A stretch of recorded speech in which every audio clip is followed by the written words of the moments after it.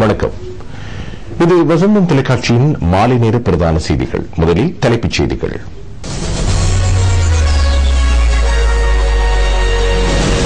நான்கு நாள் உத்தியோகபூர்வ விஜயம் மேற்கொண்டு தென்கொரியா சென்ற ஜனாதிபதிக்கு மகத்தான வரவேற்பு. பட்டதாரிகள் சேவையை கௌரவமான சேவையாக மாற்றியமைக்கப் போவதாக நிதியமைச்சின் செயலாளர் தெரிவிப்பு. மட்டக்களப்பு மாவட்ட அபிவிருத்தி பணிகளை துரிதமாக்க பொருளாதார அபிவிருத்தி அமைச்சின் நடவடிக்கை. பிரான்ஸ் ஜனாதிபதி தேர்தல் முதல் கட்ட வாக்களிப்பில் சோசியலிச கட்சி வேட்பாளர் முன்னிலையில்.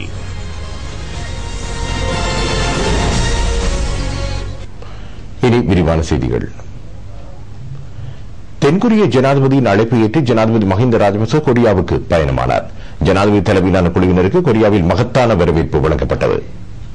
தென்கொரிய ஜனாதிபதி லியூ மியும் பக்கின் அழைப்பினை ஏற்று 4 நாள் விஜயம் மேற்கொண்டுள்ள ஜனாதிபதி மஹிந்த ராஜபக்ச மற்றும் அவரது பாரியார் சிரந்தி விக்ரமசிங்க ராஜபக்ச உள்ளிட்ட தூதுக்குழுவினர் சியோலில் உள்ள விசேட விமான நடவடிக்கை தலைமையகத்தை சென்றடைந்தனர்.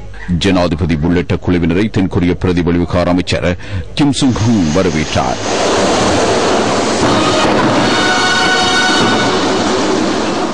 தென்கொரியாவிற்கான இலங்கை தூதுவர் திஸ்ஸ விஜயரத்ன உள்ளிட்ட தூதரக அதிகாரிகளும் ஜனாதிபதியை வரவேற்றனர். ஜனாதிபதியை கௌரவிக்கும் வகையில் தென்கொரிய ராணுவத்தினரால் 21 மரியாதை வெட்டுகளும் தீர்க்கப்பட்டன. ஜனாதிபதி மஹிந்த ராஜபக்ச தென்கொரிய ஜனாதிபதியுடன் பேச்சுவார்த்தை மேற்கொள்ள உள்ளதுடன் இரு நாடுகளுக்கும் நன்மை பயக்கும் ஒப்பந்தங்கள் பலவற்றிலும் கைச்சாத்திட உள்ளார். அத்துடன் சியோல் நகர முன்னணி வர்த்தக சங்கத்தினால் ஏற்பாடு செய்யப்பட்டுள்ள விசேட சந்திப்பிலும் ஜனாதிபதி கலந்து கொள்வார். பூசான் வர்த்தக மற்றும் கைத்தொழில் சபையின் அனுசரணையில் இடம்பெறும் இலங்கை கொரிய வர்த்தக சங்கத்திலும் ஜனாதிபதி விசேட உரையாற்ற உள்ளார்.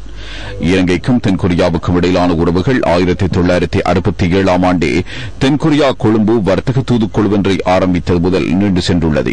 1977 ஆண்டு தென்கொரியாவிற்கான கொழும்பு வதிவிட தூதுவர் ஒருவர் நியமிக்கப்பட்டதுடன் ஜப்பானுக்கான இலங்கை தூதுவர் 1978 ஆண்டு முதல் சமகாலத்தில் சோல் நகரிலும் நியமிக்கப்பட்டதன் மூலம் இந்த உறவுகள் ராஜேந்திர உறவுகள் வரை விரிவடைந்தது. அமைச்சர் பேராசிரியர் ஜி.எல். பீரிஸ், பாராளுமன்ற உறுப்பினர்களான சஜின்வாஸ் குணவர்தன, நிஷாந்த முத்துஹெட்டிகம, ரோஷான் ரணசிங்க, சனி ரோஹன, ஜனாதிபதியின் செயலாளர் லலித் வீரதுங்க, மத்திய வங்கி ஆளுநர் அஜித் திவாட் கப்ரால் மற்றும் வர்த்தக பிரமுகர்களும் இவ்விஜயத்தில் இணைந்து கொண்டுள்ளனர். பட்டதாரி சேவையை கௌரவமிக்க சேவையாக மாற்றியமைப்பதாக நிதியமைச்சின் செயலாளர் கலாநிதி பி ஜெயசுந்தர தெரிவித்தார். பயிலுனர் பட்டதாரிகளை சேர்த்துக் கொள்ளல், பயிற்சிகள் நிரந்தரப்படுத்தல் தொடர்பாக பட்டதாரிகளுக்கான புதிய சேவை பிரமாண குறிப்பை ஸ்தாபிப்பது தொடர்பாக இன்று காலை அமைச்சர் ரஞ்சித் சியம்பலாபிட்டிய தலைமையில் விசேட பேச்சுவார்த்தை ஒன்று இடம்பெற்றது. நிதியமைச்சின் செயலாளர் கலாநிதி பி ஜெயசுந்தர, பொது நிர்வாக உள்நாட்டு அலுவல்கள் அமைச்சின் செயலாளர் பி அபேகோன் உள்ளிட்ட பலரும் கலந்து கொண்டதோடு ஸ்ரீலங்கா சுதந்திர பட்டதாரிகள் சங்க உத்தியோகத்தர்களும் இதில் கலந்து கொண்டனர். பட்டதாரிகளின் சேவையை கௌரவமிக்க சேவையாக மாற்றியமைப்பதற்கென விரிவான பயிற்சிகள் மற்றும் முகாமித்துவ வேலைத்திட்டங்களை உருவாக்கி இவர்களின் தொழில் கௌரவம் பேணப்படும் என்றும் அவர் கூறினார்.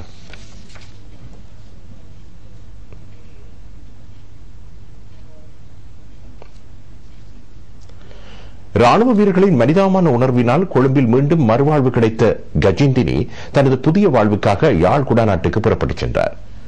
இந்த விடயம் தொடர்பான மேலதிக செய்திகளை இரவு 8 மணி செய்தியில் எதிர்பாருங்கள். மட்டக்களப்பு மாவட்ட அபிவிருத்தி பணிகளை துரிதமாக்க பொருளாதார அபிவிருத்தி அமைச்சு நடவடிக்கை எடுத்துள்ளது. மட்டக்களப்பு மாவட்டத்தில் 8535.74 மில்லியன் ரூபாய் செலவில் இவ்வாண்டு அபிவிருத்தி பணிகளை மேற்கொள்ள பொருளாதார அபிவிருத்தி அமைச்சு நிதி ஒதுக்கீட்டில் அங்கீகாரம் வழங்கியுள்ளது. பொருளாதார அபிவிருத்தி அமைச்சின் அபிவிருத்தி திட்டங்களுக்கு 1605 மில்லியன் ரூபாவும், விசேட திட்டங்களுக்கு 4870 மில்லியன் ரூபாவும், மத்திய அரசின் அபிவிருத்தி திட்டங்களுக்கு 407 மில்லியன் ரூபாவும், கிழக்கு மாகாண சபையின் திட்டங்களுக்கு 150 மில்லியன் ரூபாவும், ஐரோப்பிய ஒன்றிய வேலை திட்டங்களுக்கு 1302 மில்லியன் ரூபாவும் செலவிடப்பட உள்ளதாக மாவட்ட அரசாங்க அதிபர் சுந்தரம் அருமைநாயகம் தெரிவித்துள்ளார். இவ் அபிவிருத்தி திட்டங்களுக்கு அங்கீகாரம் வழங்கும் மாவட்ட அபிவிருத்தி குழு கூட்டம் மாவட்ட செயலகத்தில் இன்று நடைபெற்ற போதே அவர் இதனை தெரிவித்தார். மாவட்ட அபிவிருத்தி குழு இணைத் தலைவர்களான முதலமைச்சர் சிவனேசத்துறை சந்திரகாந்தன், பிரதி அமைச்சர்களான விநாயகமூர்த்தி முரளிதரன், எம்எல்ஏ மிஸ்புல்லா உட்பட பாராளுமன்ற உறுப்பினர்கள், மாகாண சபை உறுப்பினர்கள், உள்ளூராட்சி மன்ற தலைவர்கள் உட்பட அரசு அதிகாரிகளும் கலந்து கொண்டனர். தற்போது மேற்கொள்ளப்பட்டு வரும் அபிவிருத்தி திட்டங்களின் முன்னேற்றம் குறித்தும் ஆராயப்பட்டது. அடுத்து குடாநாட்டு செய்திகள்.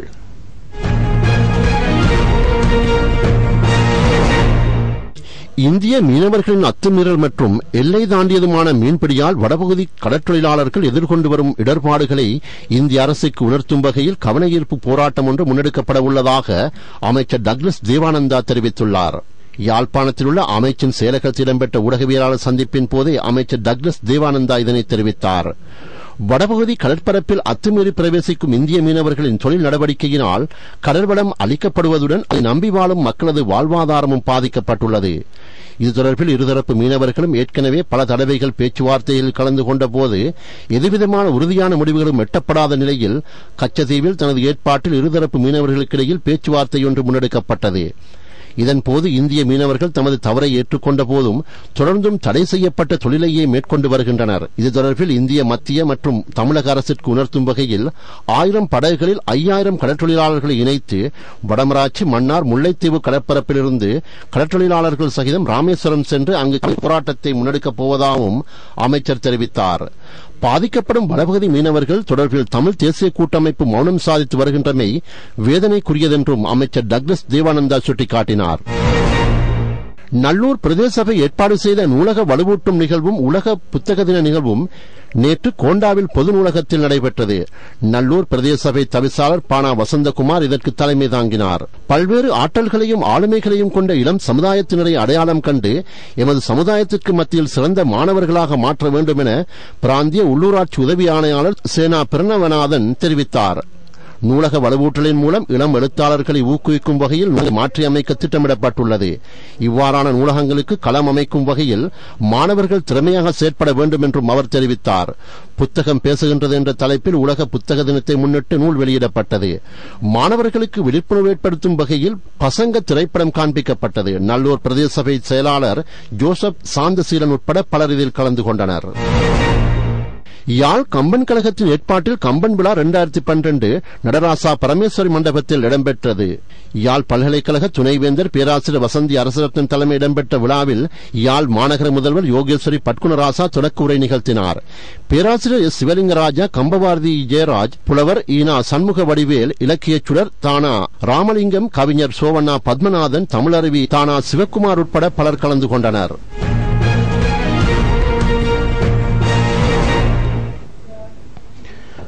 தொப்பிகல நீர்வீழ்ச்சியில் விழுந்து 2 இளைஞர்கள் மரணமடைந்துள்ளனர். மட்டக்களப்பு கிரான் தொப்பிகல வீதிக்கு அருகில் உள்ள நீர்வீழ்ச்சியை புகைப்படம் எடுத்துக் கொண்டிருந்த 2 இளைஞர்களும் மற்றும் 2 யுவதிகள் நீர்வீழ்ச்சியில் தவறி விழுந்தனர். இவர்களில் 2 இளைஞர்கள் நீரில் மூழ்கி மரணமடைந்துள்ளனர். வாழைச்சேனை கண்ணகிபுரத்தில் வசிக்கும் 18 வயதான கே தீஸ் மற்றும் கே திலீப் குமார் ஆகிய இளைஞர்களை இவ்வாறு மரணமடைந்துள்ளனர். இவர்கள் நீர்வீழ்ச்சியில் விழுந்ததும் உடனடியாக ராணுவ வீரர்கள் சிலர் இவர்களை காப்பாற்ற முயற்சித்ததுடன் அவர்களினால் யுவதிகளின் உயிரை மாத்திரமே காப்பாற்ற முடிந்தது. வாழைச்சேனை போலீசார் மேலதிக விசாரணைகளை மேற்கொண்டு வருகின்றனர். பிறப்பின் மூலம் ஏற்படும் நோய்களிலிருந்து பிள்ளைகளை பாதுகாப்பதற்கு தெற்காசிய பிராந்திய நாடுகளின் கூட்டு செயல் திட்டம் ஒன்று வகுக்கப்பட்டுள்ளது. பிறப்பின் போது ஏற்படும் நோய்களிலிருந்து பிள்ளைகளை பாதுகாப்பதற்காக இலங்கை மேற்கொள்ளும் வேலைத்திட்டங்கள் சர்வதேச ரீதியாக பாராட்டப்பட்டுள்ளன. இத்திட்டத்தின் கீழ் ரொபெல்லா தடுப்பூசி போன்றவற்றை வழங்குவதற்கு சுகாதார அமைச்சு நடவடிக்கை எடுத்துள்ளது. இதனூடாக பிறப்பின் போது ஏற்படும் மரண வீதங்களை குறைக்க முடிந்துள்ளதாக சுகாதார அமைச்சு தெரிவித்துள்ளது. பிறப்பின் போது பிள்ளைகளை பீடிக்கும் நோய்களை தடுப்பதற்காக தெற்காசிய பிராந்திய நாடுகள் கூட்டு செயல் திட்டம் ஒன்றை தயாரிப்பதற்கான விசேட மாநாடு ஒன்று கொழும்பில் இடம்பெற்றது. பிரசவத்துக்கு முன்னரும் பிரசவத்துக்கு பின்னரும் தாய்மாருக்கு வழங்கும் சுகாதார பாதுகாப்பின் 88% இலவசமாக வழங்கும் ஒரே ஒரு நாடு இலங்கை ஆகும். இதனால் பிள்ளைகளையும் தாய்மாரையும் நோய்களிலிருந்து பாதுகாக்க முடிந்துள்ளதாக மாநாட்டில் கலந்து கொண்ட சுகாதார அமைச்சின் மேலதிக செயலாளர் டாக்டர் பாலித்த மகிபால தெரிவித்தார். திருகோணமலையில் புகழ்பெற்ற திருக்கோணேஸ்வரம் ஆலய மகோத்சவம் வெகு சிறப்பாக நடைபெற்று வருகிறது. பங்குனி உத்தி மகோத்சவத்தின் முதல் நாள் தேர் திருவிழாவுடன் ஆரம்பமாகியது. நேற்று முன்தினம் தீர்த்த திருவிழா பல்லாயிரக்கணக்கான பக்தர்களின் பங்களிப்புடன் திருக்கோணேஸ்வரத்தில் இடம்பெற்றது.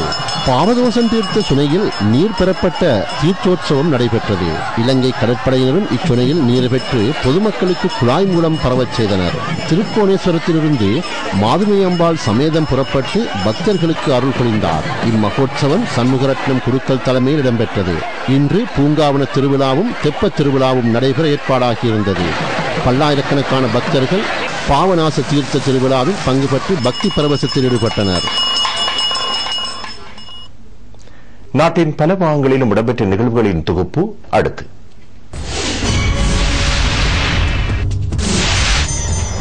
மட்டக்களப்பு மாவட்டத்தில் 48 மீனவ சங்கங்களுக்கு நவீன மீன்பிடி உபகரணங்கள் வழங்கப்பட்டன.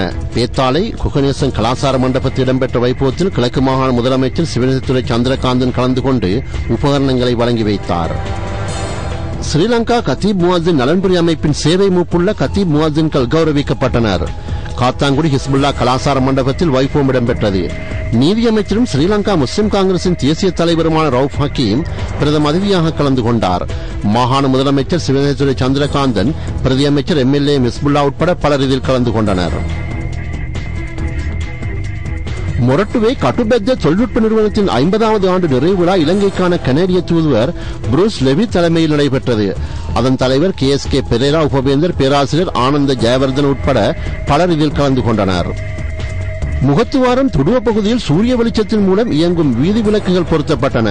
மொரட்டுவை நகரபிதா சமன்லால் பெர்னாண்டோ தலைமையில் இது தொடர்பான நிகழ்வு இடம்பெற்றது. சுற்றுலா கைத்தொழில் ஊக்குவிப்பதற்காக கரையோர பகுதிகளில் இந்த வீதி விளக்குகள் பொருத்தப்படுகின்றன.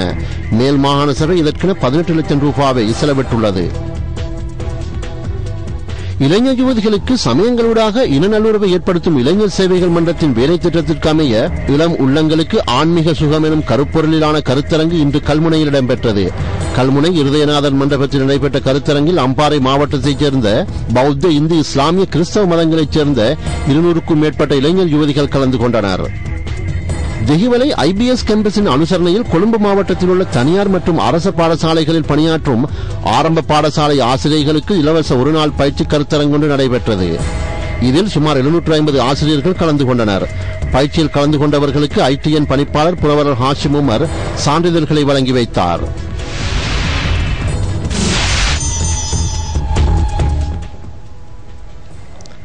தமிழக முன்னாள் முதலமைச்சர் மூனா கருணாநிதியின் தமிழ் ஈழம் தொடர்பான கூற்றை மாகாண முதலமைச்சர்கள் கண்டித்துள்ளனர். இலங்கையில் ஈழராஜ்யத்தை உருவாக்குவதற்கு சர்வஜன வாக்கெடுப்பை நடத்துவதற்கு ஐக்கிய நாடுகள் ஸ்தாபனத்தில் யோசனை சமர்ப்பிக்க வேண்டும் என தமிழ்நாடு முன்னாள் முதலமைச்சர் கருணாநிதி தெரிவித்திருந்தார்.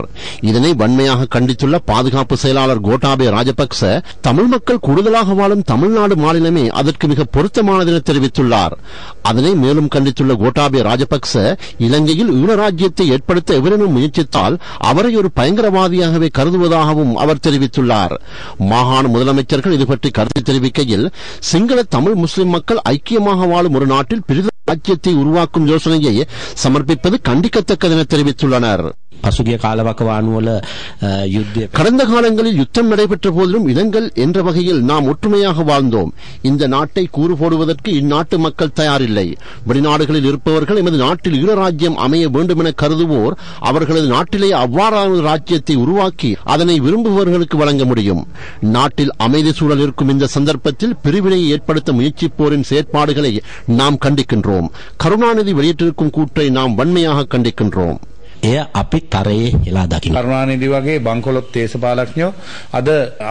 இந்தியாவில் அரசியலில் வங்குரோத்து அடைந்த அரசியல்வாதிகள் எமது நாட்டு உள்விவகாரங்களில் தலையிட முயற்சிக்கின்றனர். இல்லாத ஒரு பிரச்சனையை உருவாக்குவதற்கு அவர்கள் முயற்சிக்கின்றார்கள். எமது நாட்டின் இறைமைக்கும் நாட்டின் ஐக்கியத்திற்கும் பாதிப்பு ஏற்படுத்தக்கூடிய கருத்துக்கள் வெளியிடப்படுவதை நாம் வன்மையாக கண்டிக்கின்றோம்.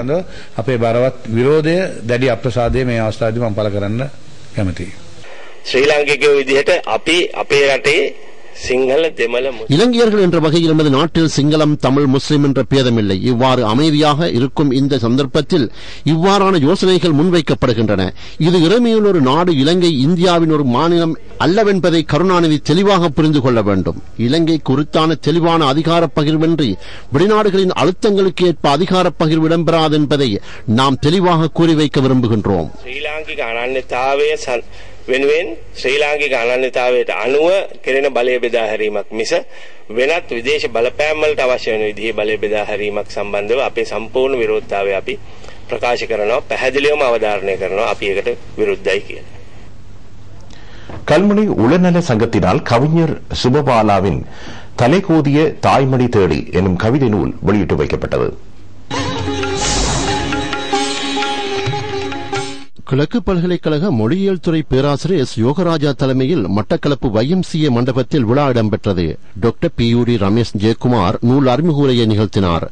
டாக்டர் R முரளீஸ்வரன் ஆய்வுரை நிகழ்த்தினார். நூலாசிரியர் சுபா பாலா ஏற்புரை நிகழ்த்தினார். கல்முனை மேல் நீதிமன்ற நீதிபதி பி சொன்னராஜ் இதில் பிரதம அதிதியாக கலந்து கொண்டார். மட்டு அம்பாறை மறை மாவட்ட ஆயர் கிங்ஸ் சுவாமி பிள்ளை நூலின் முதல் பிரதியை பெற்றுக் கொண்டார்.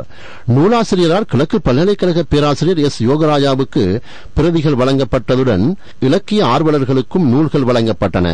இந்நூலில் கடந்த கால யுத்தத்தினால் ஏற்பட்ட இடம்பெயர்வுகள் மற்றும் அதன் விளைவுகள், உறவுகள், சமாதானத்தின் முக்கியத்துவம் பற்றி நூலாசிரியரால் எடுத்துரைக்கப்பட்டிருந்தது.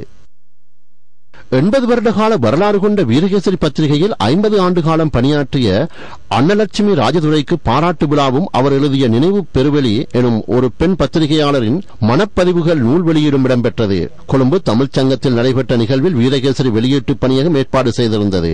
நூலின் முதல் பிரதியை பாராளுமன்ற உறுப்பினர் சுவாமிநாதனிடமிருந்து சுயாதீன தொலைக்காட்சி ஊடக வலையமைப்பின் பணிப்பாளர் புரவரர் ஹாசிம் உமர் பெற்றுக் கொண்டார். வீரகேசரி முகாமைத்துவ பணிப்பாளர் குமார் நடேசன், பத்மா சோமகாந்தன் ஆகியோரும் கலந்து கொண்டனர். வசந்தா வைத்தியநாதன் அன்னலட்சுமி ராசதுரையை பொன்னாடை போர்த்தி கௌரவித்தார். தினகரன் பிரதம ஆசிரியர் எஸ் தில்லைநாதன் உட்பட பலரும் அங்கு உரையாற்றினர்.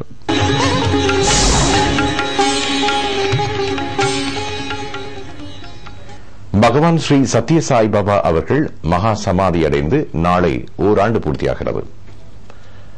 சாய் அடியார்கள் இதனை 3 விதத்தில் அனுஷ்டிக்கின்றனர். சாந்தி நடைபயணம், சேவை திட்டம், 12 நிமிட தொடர் பிரார்த்தனை ஆகியன இடம்பெற உள்ளன. சாந்தி நடைபயணம் யாழ் பல்கலைக்கழகத்துக்கு முன்பாக உள்ள யாழ்ப்பாணம் ஸ்ரீ சத்யசாய் சேவா நிலையத்தில் இருந்து ஆரம்பமாகி பலாலி வீதி சந்தியை அடைந்து அங்கிருந்து பலாலி வீதியூடாக ஆஸ்பத்திரி வீதியை அடைந்து கஸ்தூரியார் வீதி, ஸ்டான்லி வீதி, KKS வீதி, நாச்சிமார் கோவிலடை அடைந்து சேர் பொன்னம்பலம் ராமநாதன் வீதியூடாக யாழ் நிலையத்தை அடைந்தது. இதில் பருத்தித்துறை, நெல்லியடி, தென்மராட்சி, வலிகாமம் ஆகிய இடங்களிலிருந்து சத்யசாய் நிலையத்தினர் வருகை தந்திருந்தனர். வடபிராந்திய ஸ்ரீ சத்யசாய் சேவா நிலையங்களின் இணைப்பு குழு தலைவர் டாக்டர் கணேசராசாவின் தலைமையில் இந்த நிகழ்வு இடம்பெற்றது. விளம்பர இடைவெளியை அடுத்து செய்திகள் தொடரும்.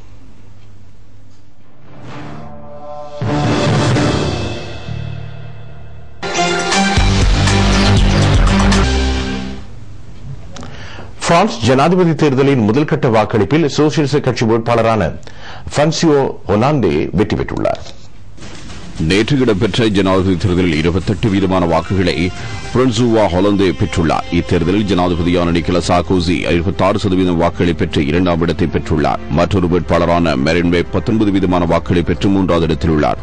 இத்தேர்தலில் போட்டியிட்ட 10 வேட்பாளர்கள் எந்தவொரு வேட்பாளரும் 50%க்கு அதிகமான வாக்குகளை பெறாமையினால் 2ஆம் கட்ட வாக்கெடுப்பு ஒன்று மே மாதம் 6ஆம் தேதி இடம்பெறவுள்ளது. இதில் பொதுவுடைமை கட்சி வேட்பாளர் பிரான்சுவா ஹொலந்தும் தற்போதைய ஜனாதிபதி நிக்கோலஸ் சார்க்கோசியும் போட்டியிடவுள்ளனர்.